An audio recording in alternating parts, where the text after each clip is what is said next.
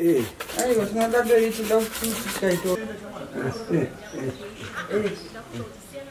Kusida ndio mafuna kabana.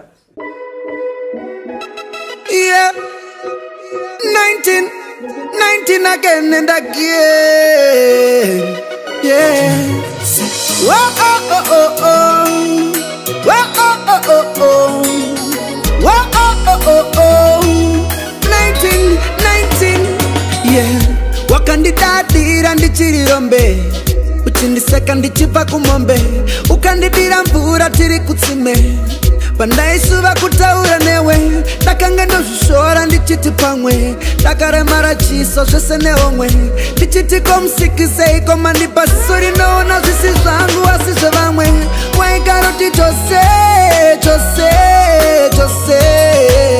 kana uchida zvangu enda unosenga gomo uye naro, ndiwe waiti chose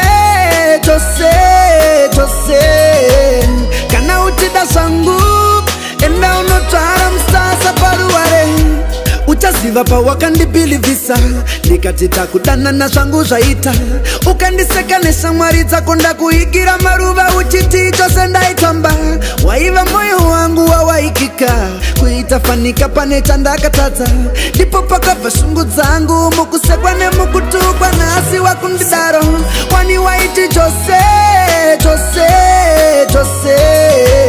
kana uchida zvangu enda unosenga gomo uye naro, ndiwe waiti chose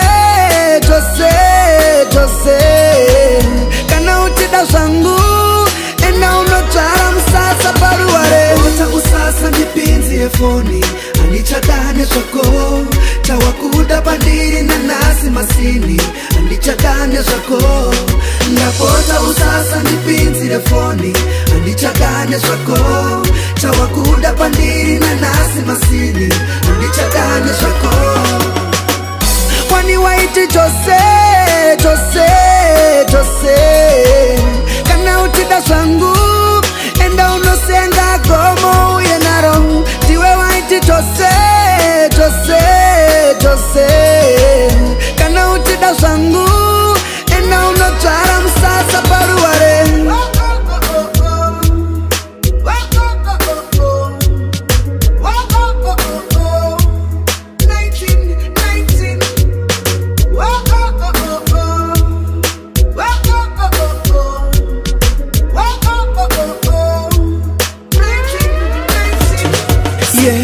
wakandidadira ndichirirombe, uchindiseka ndichibva kumombe, ukandidira mvura tiri kutsime, pandaisuva kutaura newe, ndakanga ndozvishora ndichiti pamwe, ndakaremara chiso zvese neomwe, ndichiti komusikisei komandipa ziso rinoona zvisi zvangu asi zvevamwe,